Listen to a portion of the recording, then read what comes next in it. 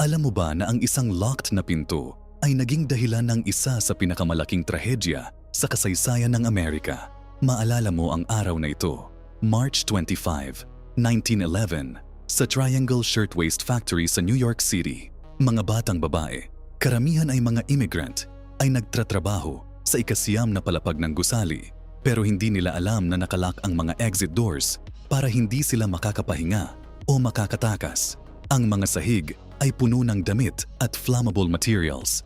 Biglang kumalat ang apoy. Sa loob lang ng ilang minuto, naging inferno na ang buong factory. Ang mga workers ay desperadong naghahanap ng daan palabas, pero lahat ng pintuan ay nakalock. Walang emergency exits, walang fire escapes na gumagana. Ang mga nakita ng mga tao sa kalye ay hindi nila makakalimutan. Mga babaeng tumalon mula sa ikasiyam na palapag dahil wala na silang choice. 146 na buhay ang nawala sa araw na iyon, pero ang kanilang kamatayan ay hindi nasayang. Ang trahedyang ito ang naging simula ng modern labor movement at workplace safety laws na nagpoprotekta sa mga workers hanggang ngayon.